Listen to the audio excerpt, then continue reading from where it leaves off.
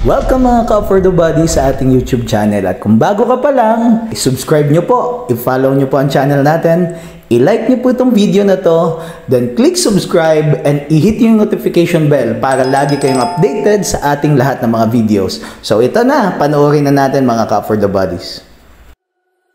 Yes, good morning mga ka-For The Bodies. What a beautiful day. Isang magandang araw po sa lahat ng ating mga followers, subscriber po sa ating YouTube channel, sa mga sumusuporta po. Isang magandang araw po sa inyong lahat. At meron na naman po tayo ngayon na isang napakagandang property po, na yung property po ay punong-puno po ng niyog, din at the same time very productive farm lot.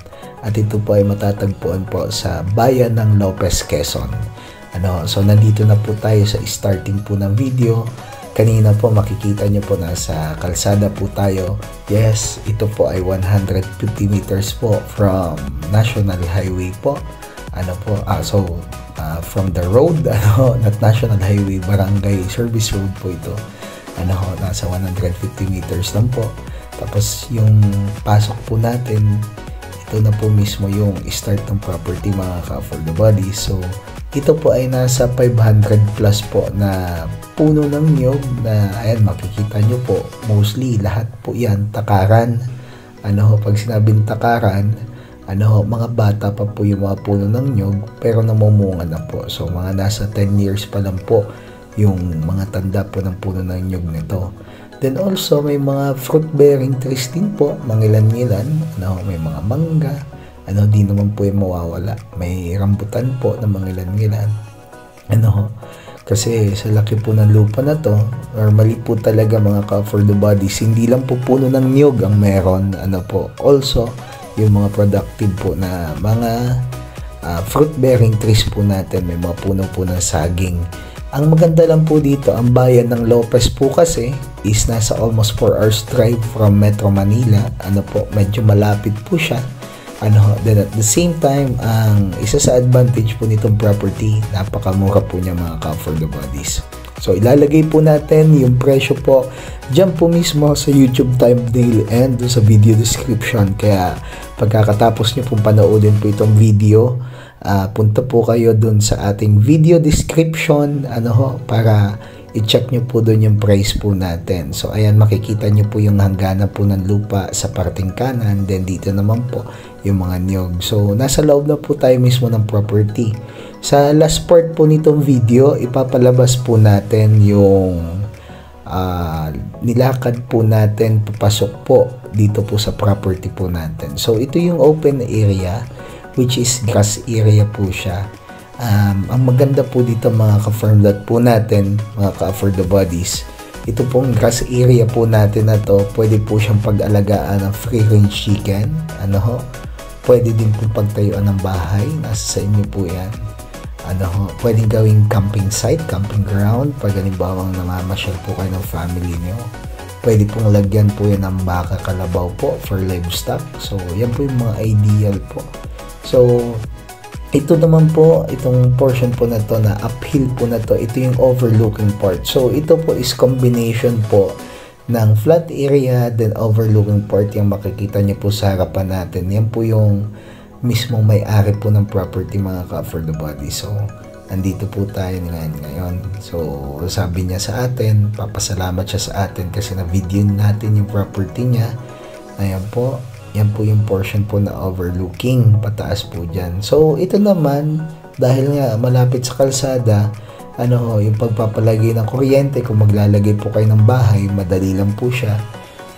With cellphone signal po yung area natin. And also, yung water naman po, ang kagandahan sa ganito po dito sa atin sa Quezon, very abundant po yung mga spring water, yung mga river. Ito po, meron po siyang sariling, yung tubig po niya na within the property. Ito galing po kasi ito mismo dun sa bukal. Pero yan po, hindi po sila dyan kumukuha ng pang-inom. Yan po ay para sa mga baka po yun. Ito naman po yung tinatawag po nating spring. Ito po, continuous po ito, mga ka-for the body. So, pwede po yan lagyan ng tubo dyan. So, isaksak lang po dyan yung tubo. Continuous na po yung tubig po natin. So, hindi nyo po kailangan maghukay pa ng balon. Yung isa po na yun, balon po yun para po sa painuman sa baka. So, doon po nila pinapainom po yung baka nila. Okay, ito naman po yung overlooking part. Ito po konting tabasin lang po ito. Sa pagpapalinis naman po, pwede po nating ipaupa yung pagpapalinis po. Kasi pag natabas po, magiging ganito yung kalinis. Ayan, yung nasa babang area. Okay, so marami na pong carabao grass at malinis na po siya. Minsan kasi ang nyug din po kasi kailangan niya ng konting mga damo, kasi the more na mas marami po siyang damo, the more na mas nagiging productive po yung produce ng nyug. Wag lang po yung mga kahoy-kahoy talaga at natatalo po yung mga puno ng nyug. So maganda dito po magkambingan kasi talagang tataba ang kambing mo dito, mga ka-for the body. So ang ideal po talaga, once that you have a farm, para may natural grass cutter ka, pwede ka mag-alaga ng baka, kalabaw, kambing, So, yan po yung mga ating mga natural grass cutter po natin, So, ito naman po, nandito po yung medyo matataas na nyug na portion po, pero hindi pa po yan clearingin. Pag sabing clearingin, puputulin, So, marami po dito yung nyug po natin na sa portion na ito, yung mga nasa around 15 to 20 years old na po. Yung kanina po talaga, entrance po natin ng property, nandun po yung mga niyog po na mababa. So, ayan mga ka-for the bodies, ito po yung farm po natin. May mga anahaw, may mga kawayan din po. So, pag gagawa po kayo ng bahay po, para po dun sa titirahan po ninyo na farmhouse, hindi na po kayo mamumroblema po sa kawayan. So, ayan po yung property ho natin. Napakaganda po nitong farm lot po na to. At higit sa lahat, napakamura po nito. Very available po ito ngayon, mga ka-for the bodies. And ito po, titled property po ito. Complete po ang documents po niya. So, wala po kayong aalalahanin. Lahat naman po ng mga posting po natin ngayon, mga ka-for the bodies, mga ka-farm lot po natin, lahat po yan ay maaayos ang mga papel. So para at least yung mga buyers po natin is hindi po nag-aalala sa bibiling po nilang property. So ito po mga kasama natin, yung isa po, siya po yung nagdala po sa atin dito. Tapos ayan yung overlooking part. So kailangan na talaga medyo linisin para makita pa yung more overlooking part. Dito sa portion na to, sa overlooking, pwede po maglagay ng bahay dito para tanaw nyo po yung lahat. Yung mas mataas na area po kasi ang maganda na paglagyan ng bahay para po tanaw ang lahat po sa paligid. So ayan mga ka-for the bodies, nagpapasalamat po kami sa ating mga follower po, sa mga subscriber po natin, sa mga masugid na tagapagsubaybay po ng ating mga vlogs po. Di man po tayo ngayon kadalang mag-post ng vlogs, pero mapansin nyo po, marami po tayo dyang available po ngayon ng mga bago. Kasi po talagang masusing chinecheck po muna natin yung property bago po tayo nagpo-post, mga ka-farm dad po, para at least yung mga buyers po natin magiging masaya po sila once na nabili po yung property. So message lang po kayo sa akin. Ang ating number po ay nandyan sa upper right hand corner po. Then at the same time, we have Viber and we have WhatsApp. So ito po yung entrance mula sa kalsada po, mga ka-for the bodies. Ayan, papasukin po natin, mga ka-for the bodies. Mula po sa kalsada po ito is nasa 150 meters po. Ayan po, ito po mismong daanan po na to.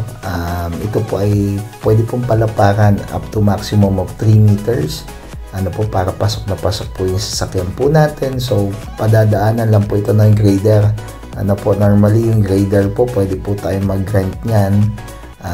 If I'm not mistaken po, nasa 2.5 per hour po ang grader po sa rental. So, ito po, 150 meters lang po ito. Ayan po, ang nilakad lang po natin dito papasok is nasa almost 2 minutes po. Wala pa pong 2 minutes, kaya dire-diretso na po natin yung video. Hindi na natin pa-pass forward po. So, para makita nyo po mismo yung nilakaran po natin dito po sa property. Ayan, tinuturo po nung may-ari po mismo yung papasok. Yung mga daanan po natin.